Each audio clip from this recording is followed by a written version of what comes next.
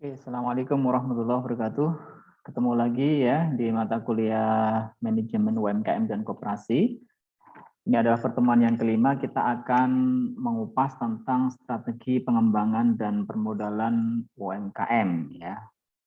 Pernah Bapak sampaikan masalah permodalan ini menjadi satu masalah klasik ya yang dari dulu sudah dirasakan oleh UMKM kita, tapi sampai saat ini memang masih menjadi kendala ya. Walaupun dari pemerintah sudah ada terobosan-terobosan, tetapi faktanya memang di lapangan untuk masalah permodalan ini masih menjadi salah satu ya permasalahan utama yang dihadapi oleh UMKM. Sehingga ketika kita bicara masalah strategi pengembangan, maka masalah modal ini menjadi salah satu masalah yang melekat gitu ya, karena untuk pengembangan usaha tentu saja kita membutuhkan investasi, membutuhkan modal supaya UMKM itu bisa scale up ya. Beberapa kelemahan ya pelaku UMKM di Indonesia ini, yang pertama masalah pemasaran ya, masalah akses pasar, masalah market. Ya, mereka biasanya marketnya masih sangat terbatas, kemudian tidak punya informasi yang lebih akurat tentang pasar yang lebih luas dan seterusnya ya. Yang kedua masalah modal dan pendanaan ya. Jadi market, modal ini menjadi dua masalah utama ya. Jadi sebetulnya kalau pasar jalan ya, artinya penjualannya oke, kemudian menemukan pasar-pasar baru, masalah yang lainnya itu bisa relatif mengikuti ya. Maksudnya solusinya itu akan lebih mudah ditemukan gitu ya. Masalah utama adalah masalah pemasaran ya. Kalau ini nanti sudah jalan, penjualannya sudah jalan, akses marketnya itu sudah terbuka, maka sebetulnya masalah modal, pendanaan dan seterusnya itu akan lebih mudah menyesuaikan ya, karena tentu saja UMKM sekarang juga relatif kreatif ya, mereka juga fighter, mereka semuanya pejuang ekonomi yang tangguh, sehingga kalau tentu ada masalah-masalah yang muncul di perjalanan itu pasti bisa diatasi gitu ya. Berikutnya masalah inovasi dan pemanfaatan teknologi informasi ya. Ini berkenaan dengan rata-rata pendidikan ya dari para UMKM kita yang mungkin tidak tinggi gitu ya. Jadi pemanfaatan teknologi informasi masih kurang ya. Di samping mungkin dibutuhkan juga investasi ya untuk bisa memanfaatkan teknologi informasi. Pemakaian bahan baku ini juga bagi UMKM yang bergerak di bidang produksi ini juga menjadi kendala karena seringkali mereka tidak bisa mengendalikan sama sekali suplai bahan baku yang mereka butuhkan. Ketergantungan terhadap bahan baku yang impor ini juga menjadi masalah. Kemudian terutama kuota ya, seringkali untuk barang-barang tertentu itu ada kuota tertentu di mana mereka akhirnya tidak bisa berkembang karena kepentok di suplai bahan baku ya. Peralatan produksi ya, kalau memang UMKM yang berproduksi ini bisa menjadi masalah ketika peralatannya masih kuno, peralatannya masih tidak mengikuti teknologi terkini, sehingga ini berhubungan langsung atau terkait langsung dengan produktivitas. Karena kalau peralatan produksinya masih tidak up to date, ya tentu sangat tidak bisa diajak lari kan gitu, tidak bisa diajak untuk meningkatkan produktivitas gitu. Padahal sekarang ini ada eranya teknologi, mau tidak mau kita harus pakai teknologi, kita harus peralatan produksi juga harus mengikuti teknologi ya. Sekarang sudah industrinya sudah 4.0 ya. Semuanya sudah related dengan internet ya, sehingga mau tidak mau ya harus membuka diri ke arah sana ya. Berikutnya penyerapan dan pemberdayaan tenaga kerja ya.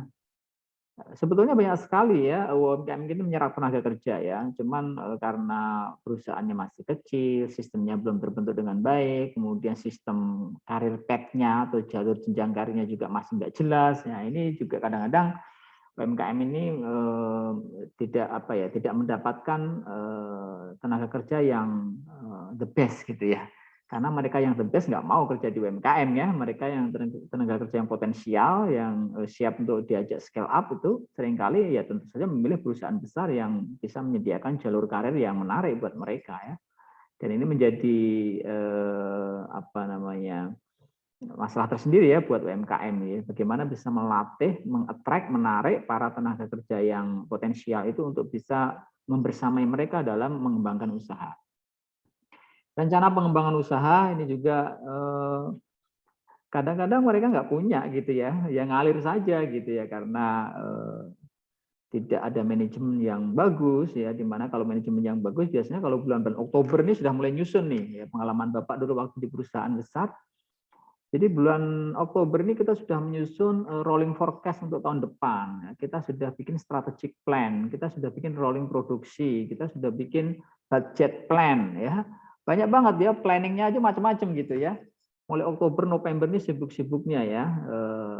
Nanti puncaknya tentu di Desember, tapi biasanya Desember sudah relatif justru sudah relatif selesai perencanaan untuk tahun depan. Justru yang paling sibuk ada di Oktober November biasanya menyusun budget plan, rolling forecast dan seterusnya, baik dari sisi marketing, produksi, finance dan seterusnya diracik sedemikian rupa sehingga sudah punya peta yang cukup gamblang tentang apa yang harus dilakukan tahun depan ya.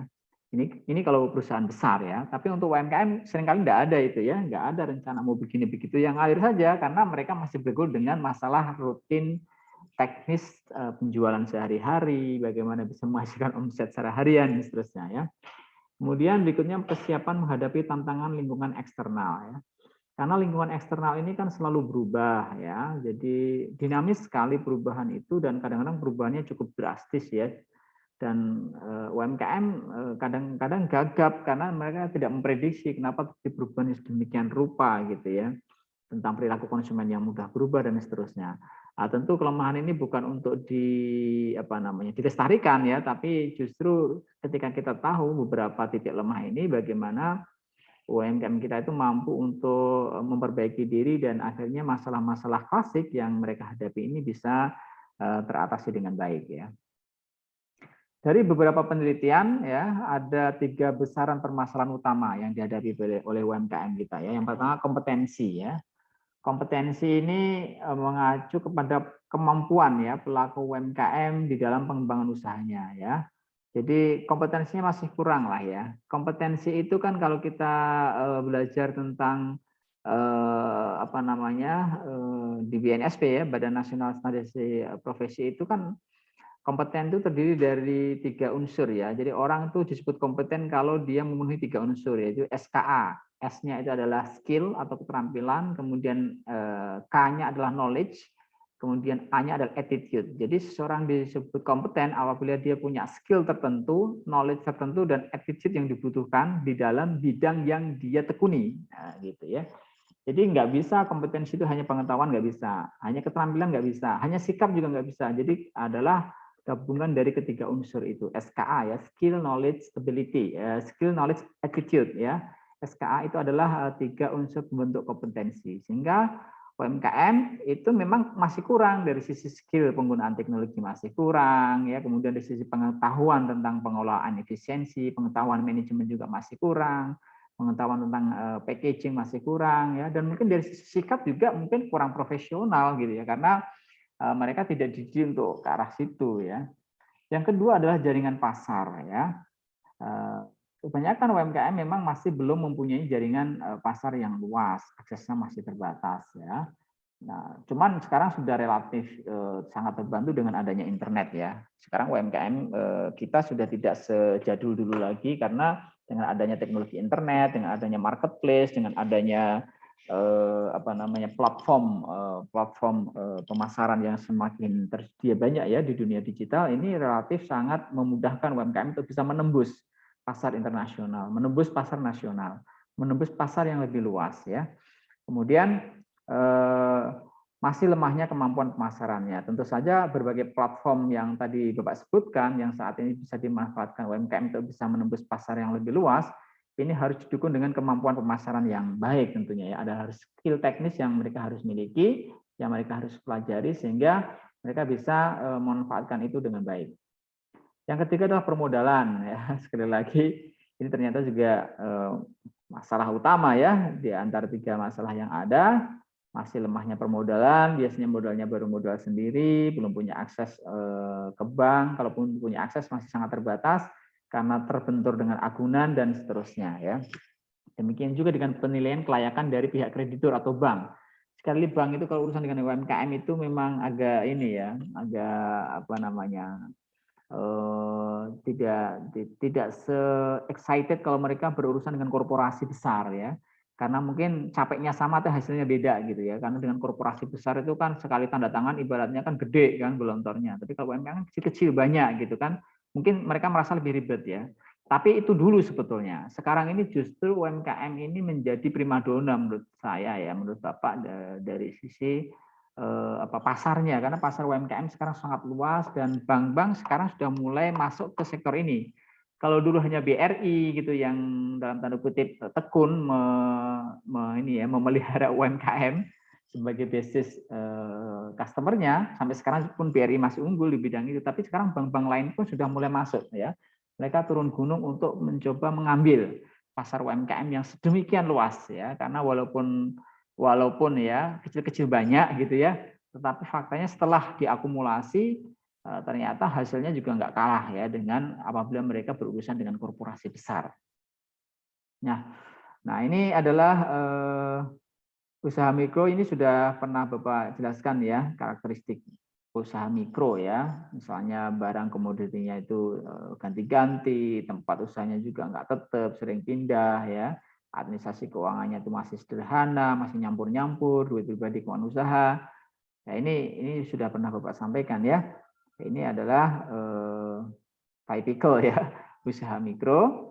Kemudian kalau usaha kecil seperti ini ya relatif lebih ada kemajuan, komoditinya sudah mulai kebentuk, dia bergerak di bidang apa sudah mulai jelas, tempatnya juga umumnya sudah mulai menetap, ada tempat produksi bahkan walaupun skalanya masih home industry, tapi sudah mulai punya tempat produksi. Kalau memang bermain di produksi, kalau dia bermain di pemasaran atau perdagangan sudah mulai punya tempat usaha yang relatif menetap ya. Kemudian sudah mulai berusaha untuk memisahkan antara keuangan pribadi dan keuangan usaha ya, walaupun mungkin belum saklek atau belum strict seperti dalam sebuah badan hukum atau badan usaha ya, tetapi relatif mereka sudah paham tentang manajemen keuangan, ada laporan keuangan yang sifatnya mungkin masih sederhana, kemudian ada pengaturan cash flow dan seterusnya ya. Yang jelas untuk usaha kecil ini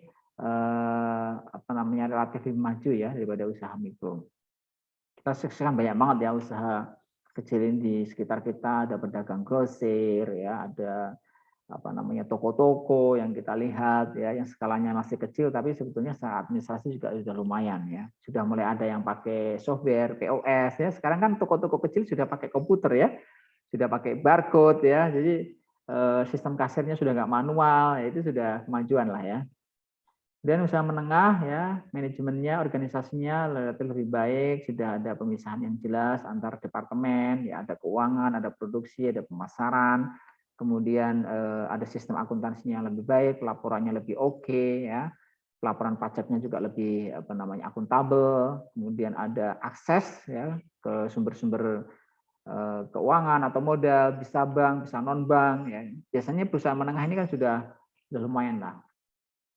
Pernah saya sampaikan ya, jadi kalau menengah itu omset tahunannya itu menurut Undang-Undang UMKM itu adalah 2,5 miliar sampai dengan 50 miliar ya setahun ya. Jadi ya relatif udah oke lah, udah banyak lah ya untuk usaha menengah ini.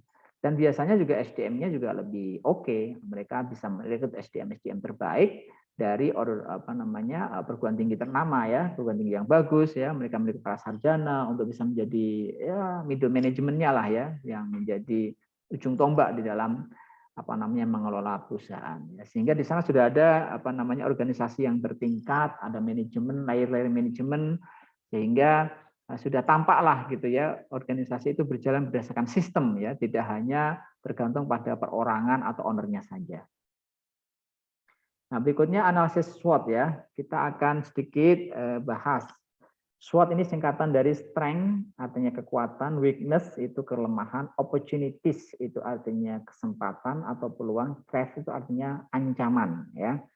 Jadi analisis SWOT ini suatu teknik perencanaan strategi yang bermanfaat ya untuk mengevaluasi kekuatan perusahaan apa aja, kelemahannya apa aja, diidentifikasi, peluang yang dijanjikan atau peluang yang tampak itu apa saja. Ini berhubungan dengan kondisi eksternal ya kalau peluang, dan ancaman terhadap suatu proyek ya, ancamannya juga dari luar ya, baik yang sedang berlangsung maupun dalam perencanaan baru. Artinya perusahaan bisa membuat peta ya dengan analisis SWOT ini. Apa saja kelemahan dan kekuatan internal perusahaan.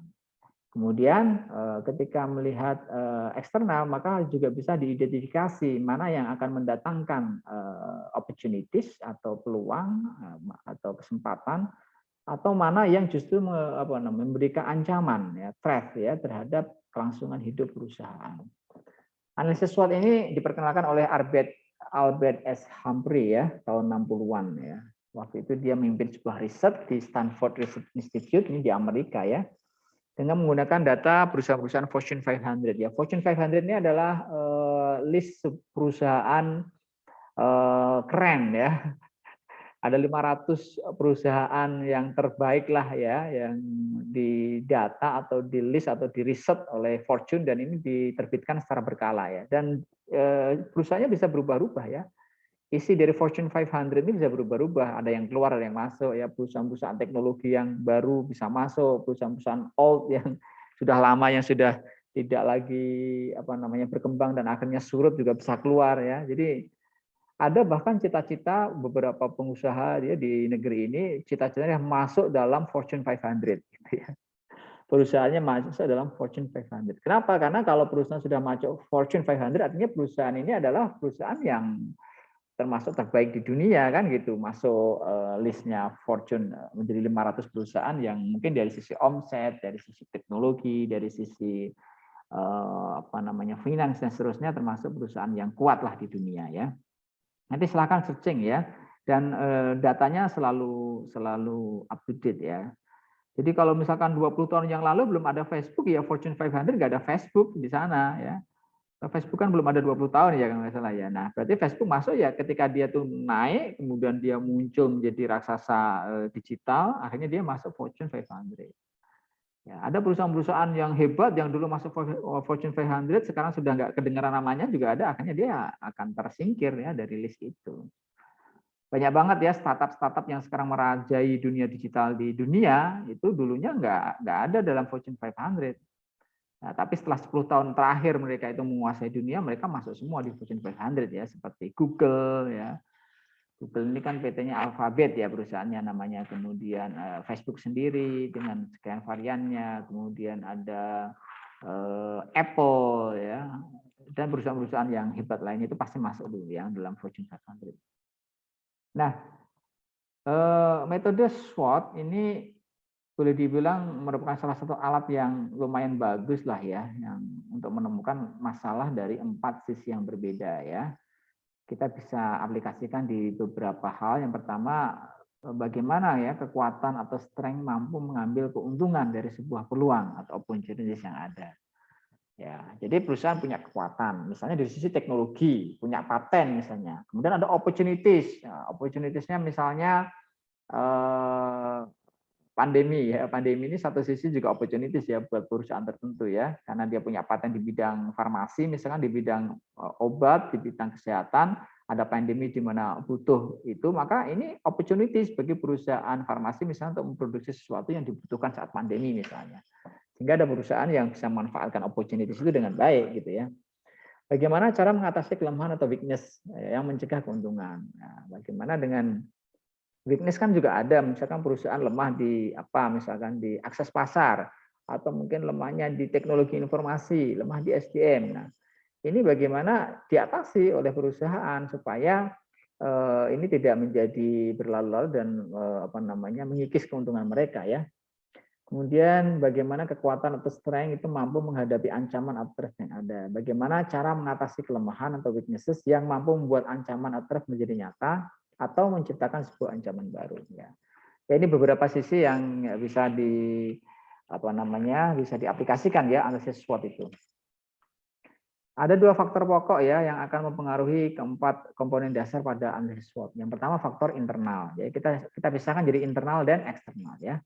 Yang internal itu ya strength and weakness, kekuatan dan kelemahan, itu melihat, memotret, mengevaluasi faktor internal dari perusahaan.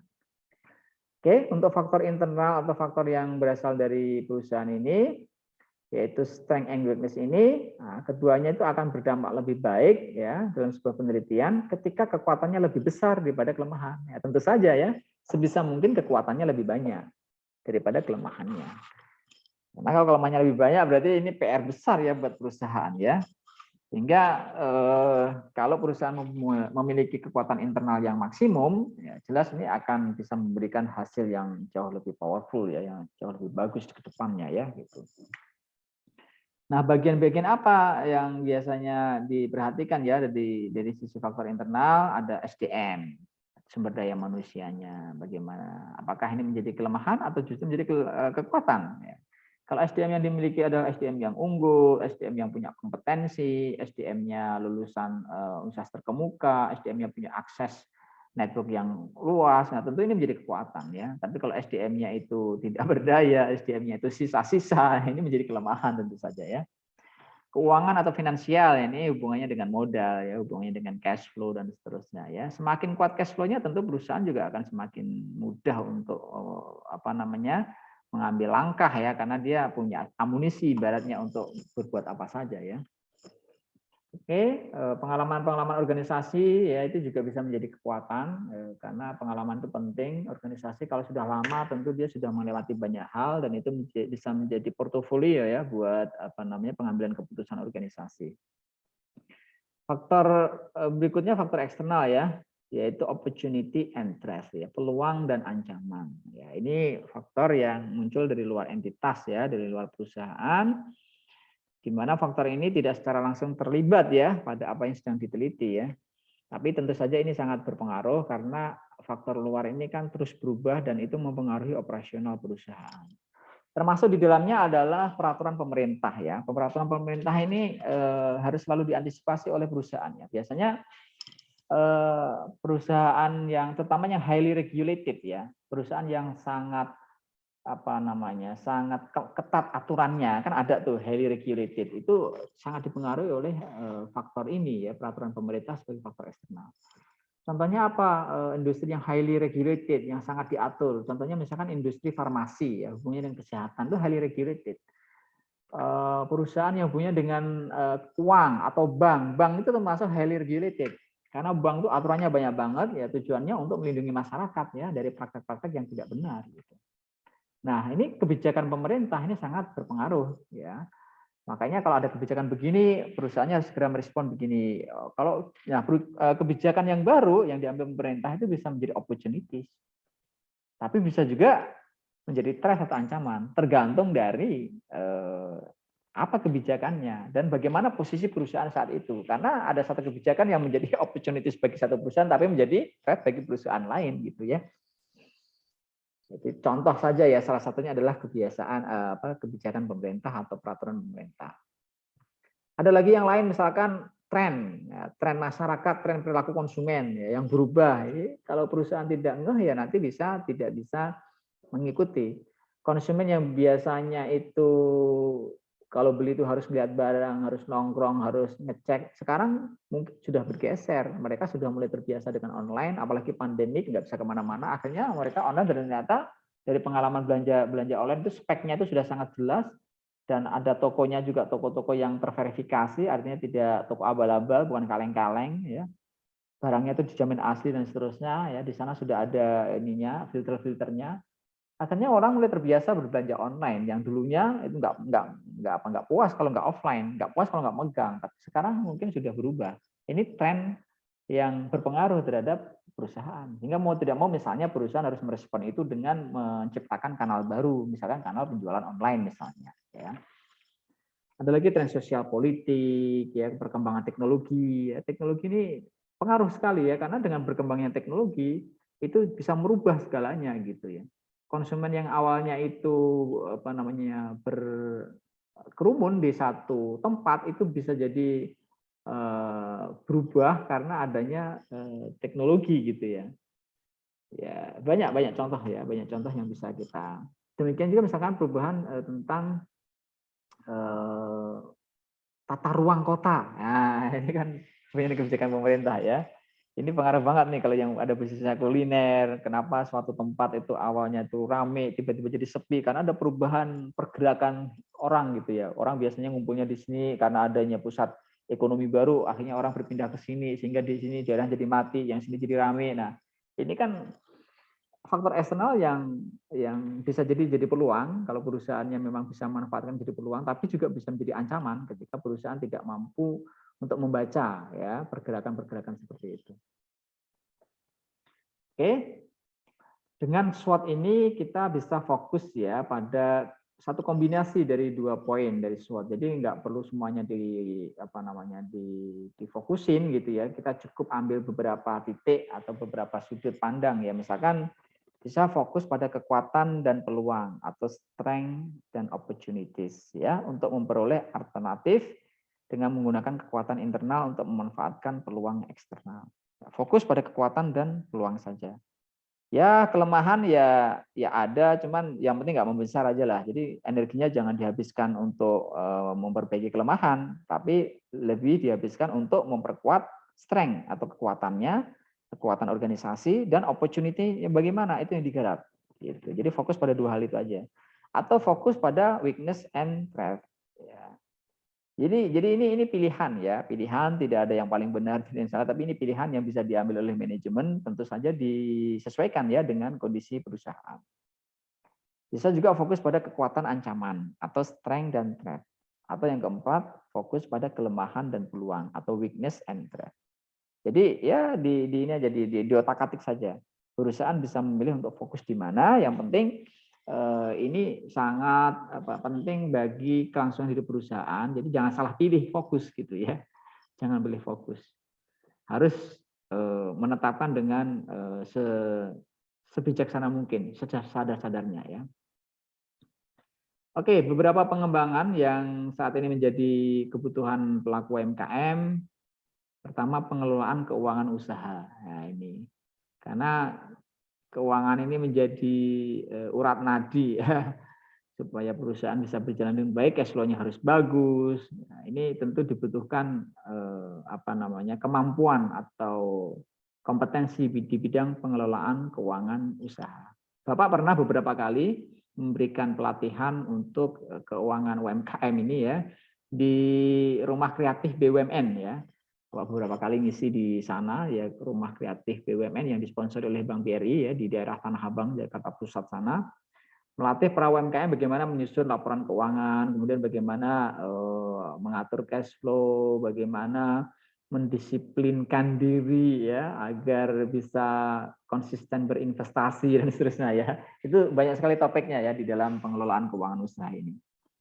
Berikutnya yang dibutuhkan juga ada packaging, labeling, marketing ya, ini satu paket nih ya. Packaging sekarang biasanya UMKM itu kan nggak care banget dengan packaging produknya. Nah, mereka menganggap ya gini aja udah laku, atau masa sih harus pakai packaging yang sedemikian bagus dan itu berakibat pada harga gitu ya. Padahal sebetulnya mungkin investasi packagingnya nyaris Rp50, tapi harganya bisa naik jadi Rp500 gitu. Jadi ada ini ya, ada keuntungan lebih yang didapat dengan memperbaiki packaging sebetulnya. Tapi kesadaran itu kadang-kadang masih kurang gitu. Kecuali yang UMKM yang terkini, yang anak-anak sekarang, anak-anak milenial itu sudah Bapak lihat sudah sangat luar biasa, sudah sangat aware lah. Mereka kalau packagingnya nggak bagus malah malu gitu ya. Packagingnya mereka keren-keren dan sekarang kan packaging nggak harus investasi besar kan gitu.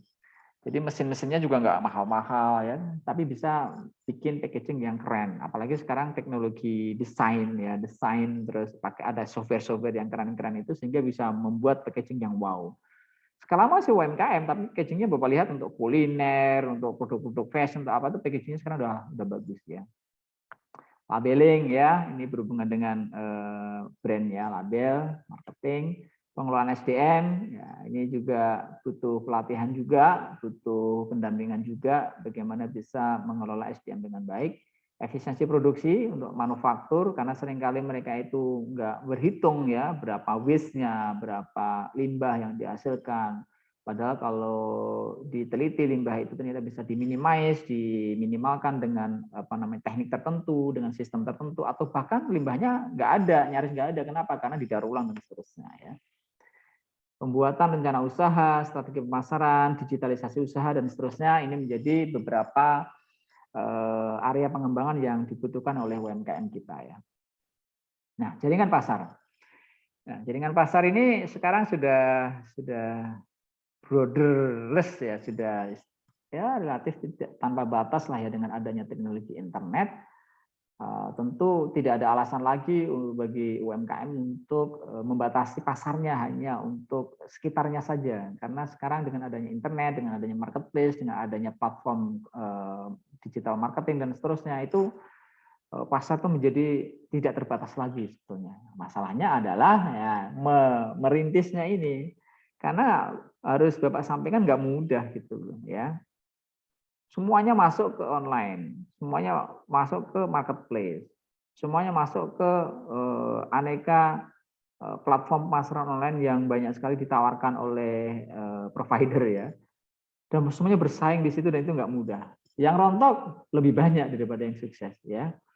Jadi tapi ini tetap harus dimulai gitu ya, mau tidak mau karena market itu memang arahnya ke sana ya gitu.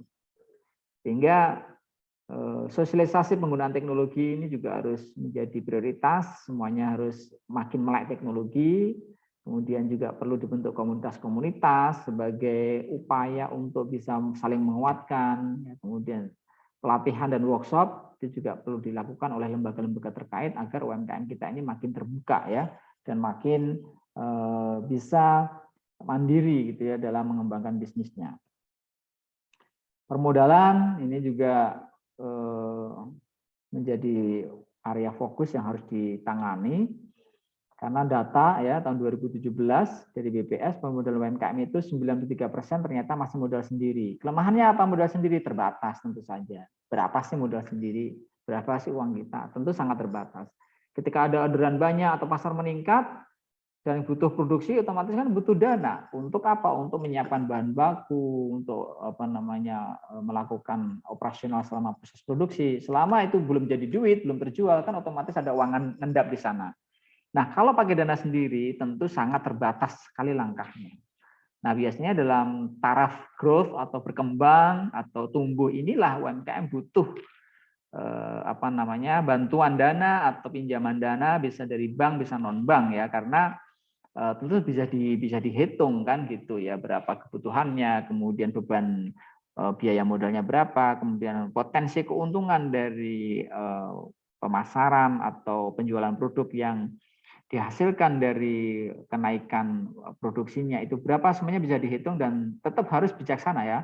Tetap harus hati-hati, tidak boleh pinjam di luar kemampuan karena itu nanti bisa berakibat pada kebangkrutan.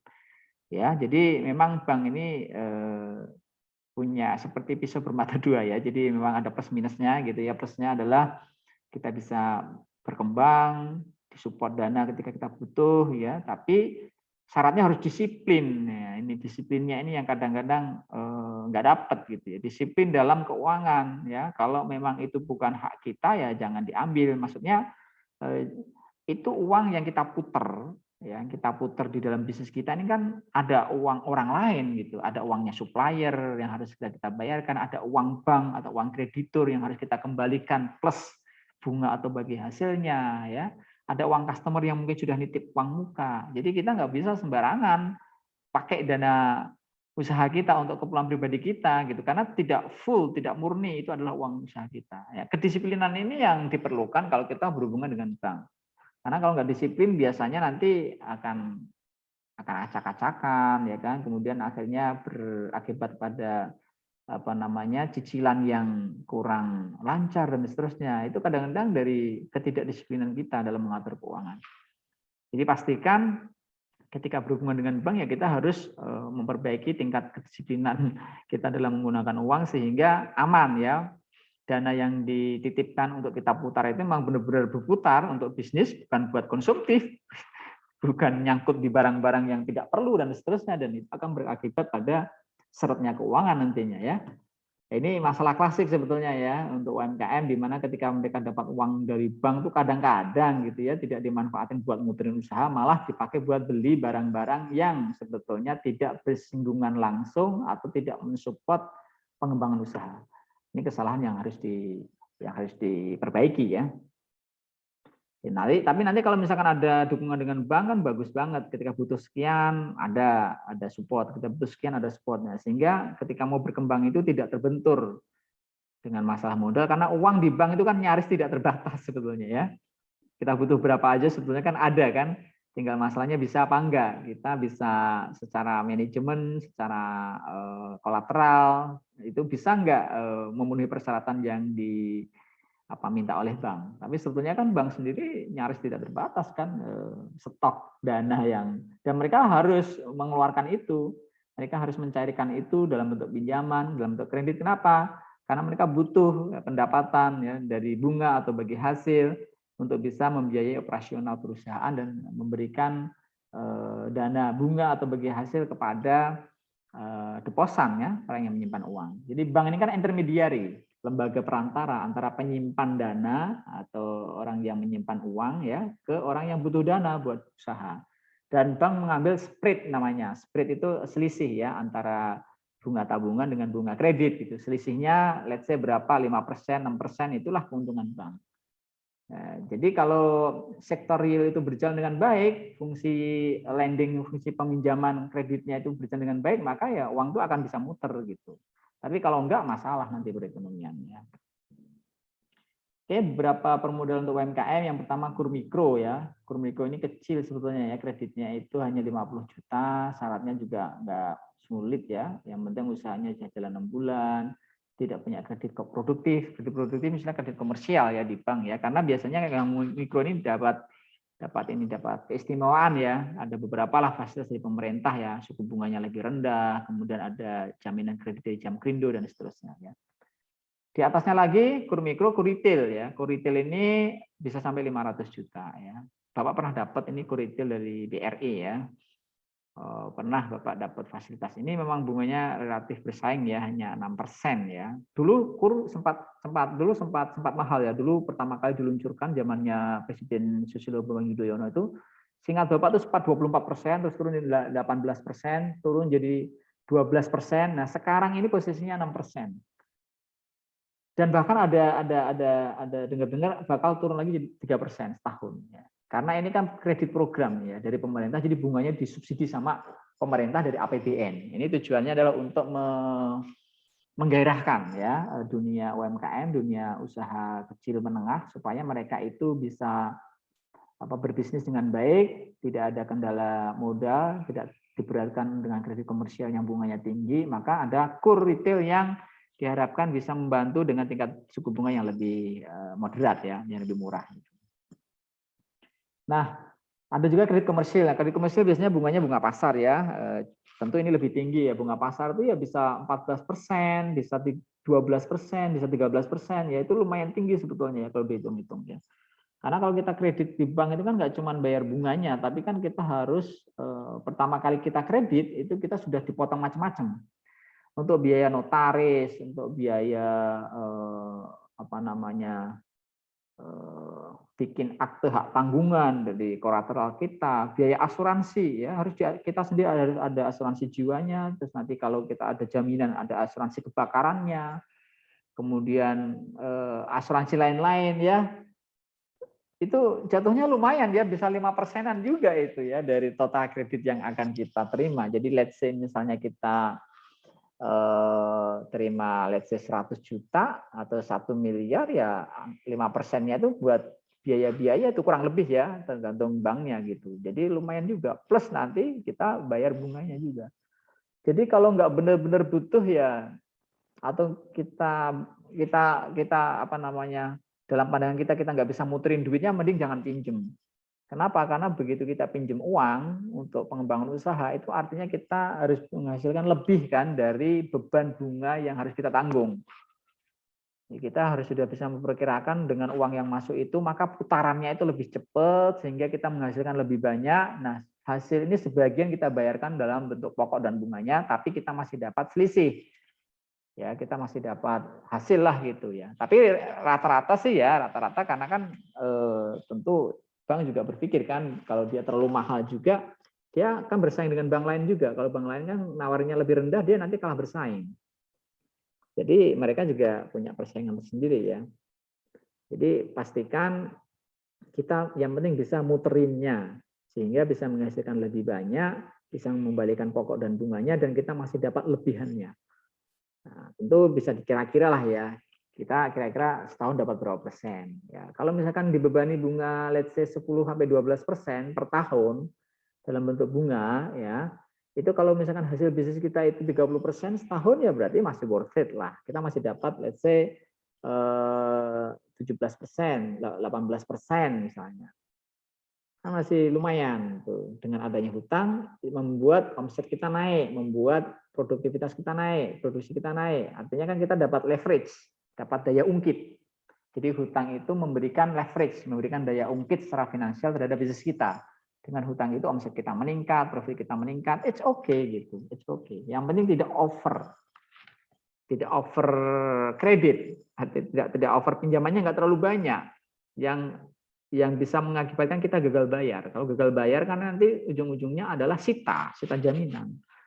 Dan bisnis kita bisa dipilotkan. Kalau kita sudah bentuk PT, kita nggak bisa bayar supplier aja, berapa bulan kita bisa diajukan pilot kalau PT.